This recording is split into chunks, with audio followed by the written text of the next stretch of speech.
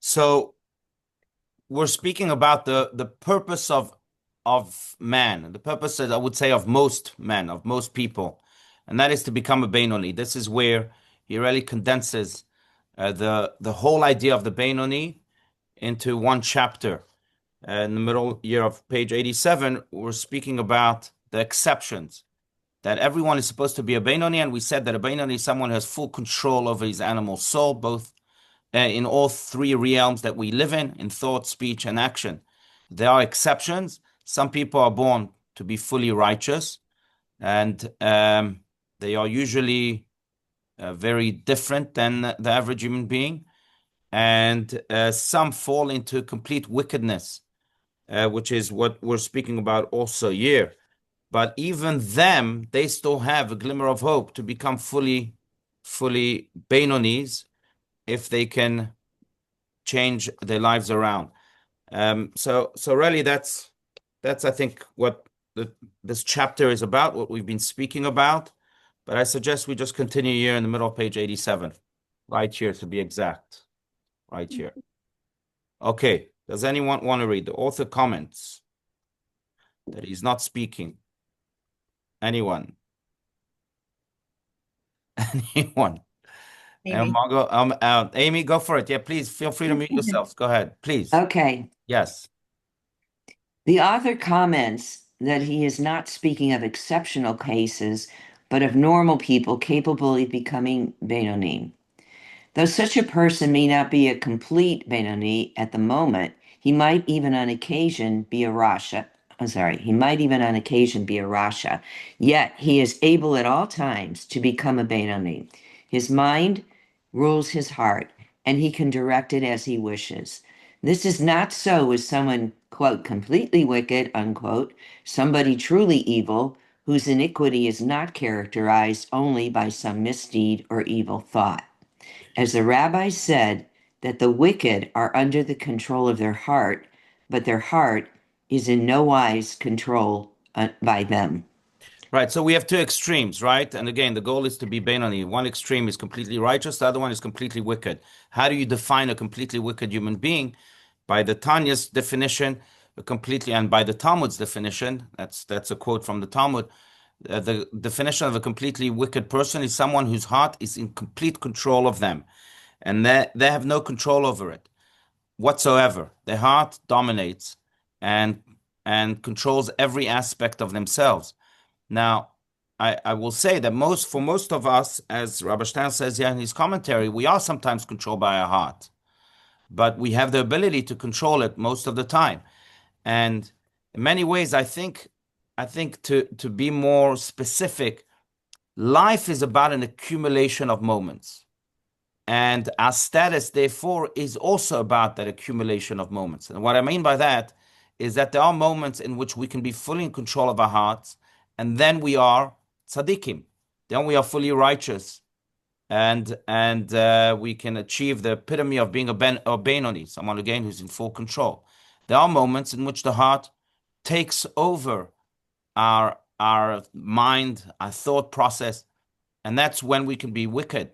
Now, most people, they have a lot of moments this way or that way. The completely wicked, their accumulation of moments is only the heart dominating them.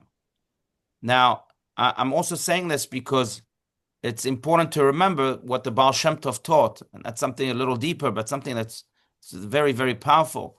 And that is that when the evil inclination, or in our case, the animal soul, is in control and causes a person to sin, it's really not the sin, as the Baal Shem Tov would put it. It's not the sin that the animal soul wants, or that the evil inclination wants.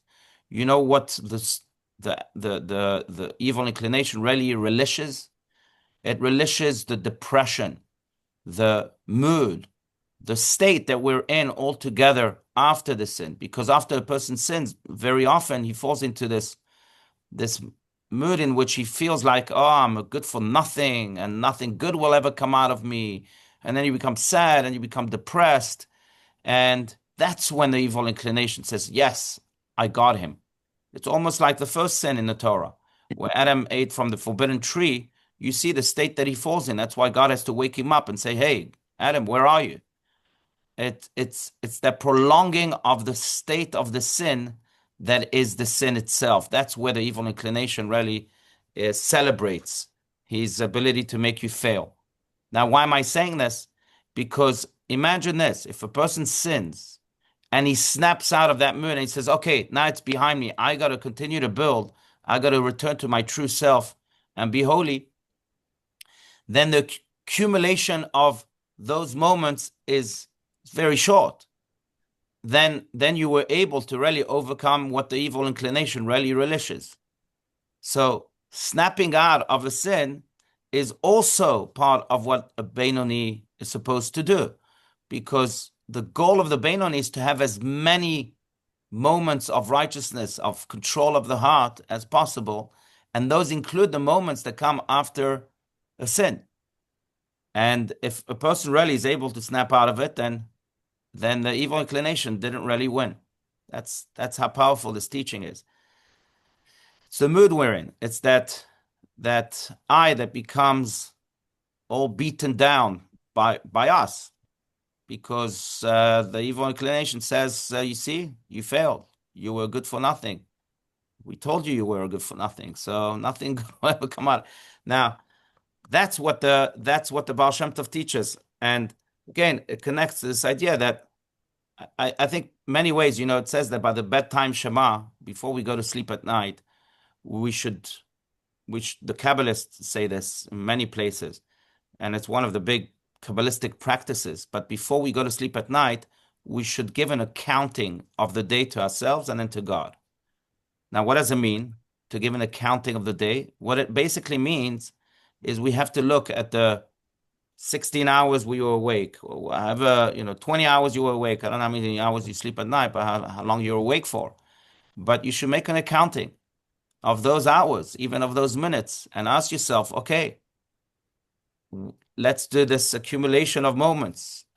Where, in which hour was my my godly soul? Was I controlled by my godly soul and therefore controlled my heart completely? And in which hour was I controlled by my heart? Now, what's fascinating, going back to the teaching of the Baal Shem Tov, is you'll notice, and I see this all the time, especially as a rabbi, is that when the the accumulation of moments of in which the heart is in control can spread very quickly or can increase themselves if we fall into that state that the Baal Shem Tov speaks about. If people sin and then snap out of their sin, I think that evil inclination would never be able to really get hold of us. We'll have an accumulation of moments that's mostly Benoni moments. But it's very often that mood, okay, fine, I just did something, let me isolate myself, let me beat myself down. So it's important to note this because, again, most of the time we don't fall in either of the extremes. At least I don't fall in either of the extremes. Certainly not in extreme of the completely righteous. But I have to say to myself, well, okay, I've lived now. Yesterday I went to sleep. So I lived, say, 18 hours of the day. What did I do during those 18 hours? Was the heart in control and therefore the animal soul in control? Or was the godly soul in control? And you go over every hour. And if you even sharper than that, you can go over every minute. That's what it means to have an accounting. Rabbi, Yes, please. Yeah, Amy. I hear true confession here, okay? You sure you want to do this? No, and I really do. No, because I think everybody has had this Hmm. situation arise. Last night, I discovered that one of my credit cards had been compromised, and I got to the fraud department, the credit card company, and I was not really upset. It's happened before, but I spoke to them for a while, and this is all about customer service people. When you're on the phone for 2 hours, you can't seem to get a resolution. Your time is precious, so you think, and then you're not so much of a Benoni. You're turning into the with the evil inclination. Okay, I mean you're getting Your this heart gets the better of you, right? absolutely okay, Right. and it's late at night, and da da da da da, and all so I was not so nice on the phone. And then when I hung up, I thought, I could have been better. I could have done this.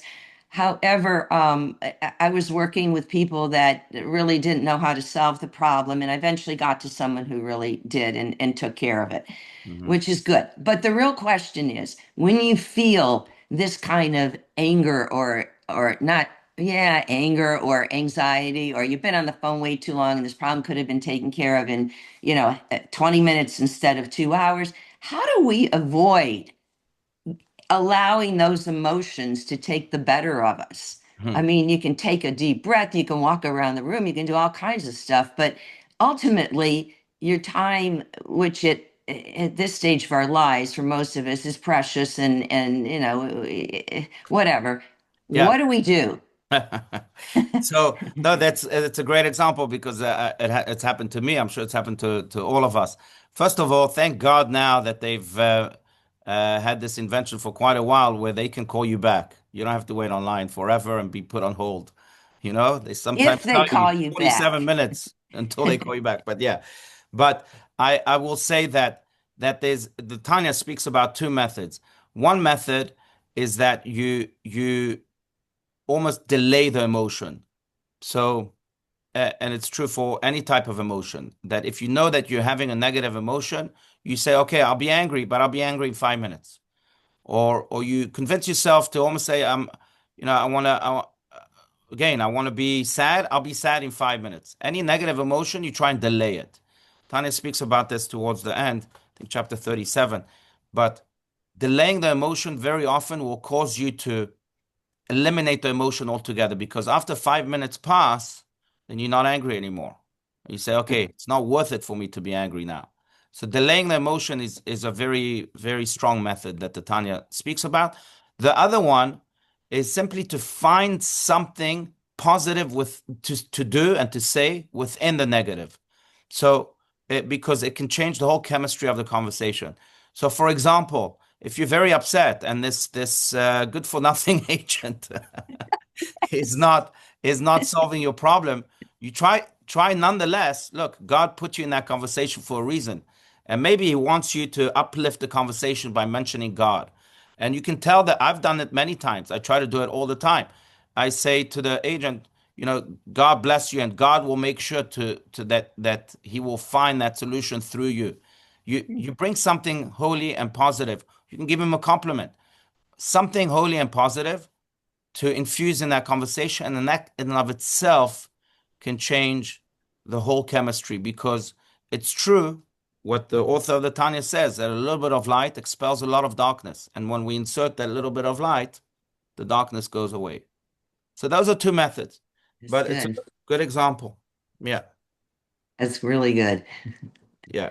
Thank you. No, of course. Thank you. Thank you. But that's what we're talking about. That's one of the ways, or two of the ways to control that heart so that it doesn't take control of us like it does with the completely wicked. Rabbi, is that also a moment where you use the Kabbalistic what a pleasure? Like you're as annoyed as can be. It's so uncomfortable. And if you can just turn that and say, what a pleasure, and sort of shrug it off, would that count too? Yeah, sure, exactly. That's inserting that positivity within the negativity. Absolutely. Can But I? but I would say just to fine tune that, I would make it more godly, not just a pleasure for me or it's a joyful moment for me, but insert God into it. God put me in this conversation right now. He did. Otherwise, it wouldn't have happened. Yeah. So let Yeah. me let me insert Yes. him inside Can of I it. just? Yes, Gail, And please. I think it's from years of being connected with you, Rabbi Alush. Uh, I do say to Being myself, connected with God. God. Yeah. yes, and God has connected me with you. I do say I'm here for a reason. Mm, And therefore, since I'm here for a reason, there must be something I can do to pass on some joy to the person I'm with, mm, rather than taking it personally, that they're personally.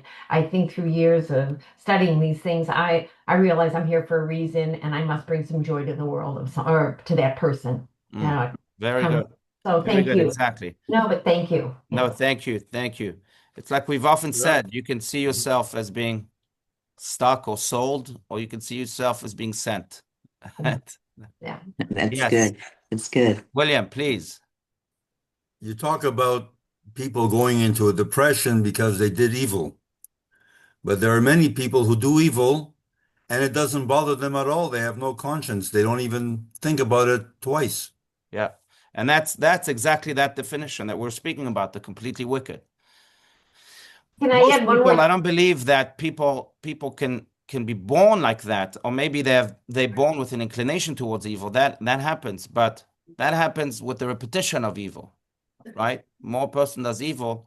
It's like the Talmud itself says that a person who does a sin time and time again becomes permissible in his eyes.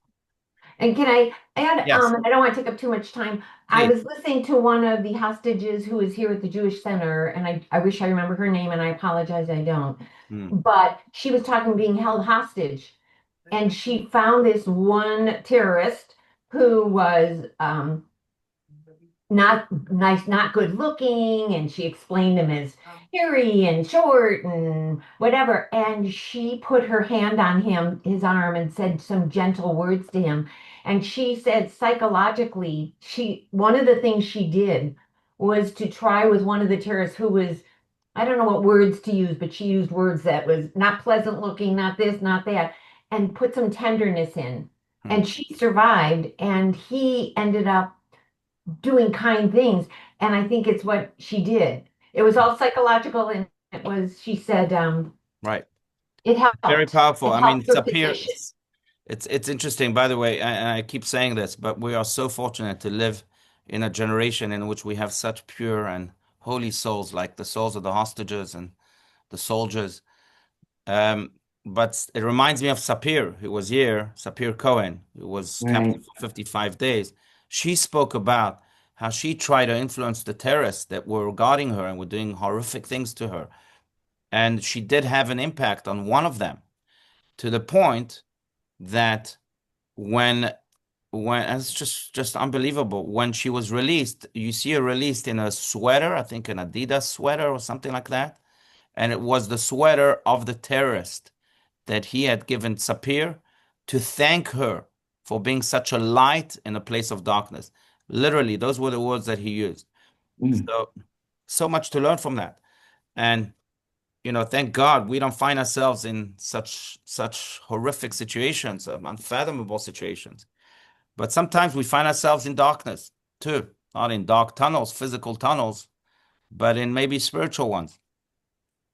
And then we have to, like you said before, we have to see ourselves as sent, even in those conversations with, you know, the technical department of some credit card company, but that's our role. That's right, to be that light and to bring that light.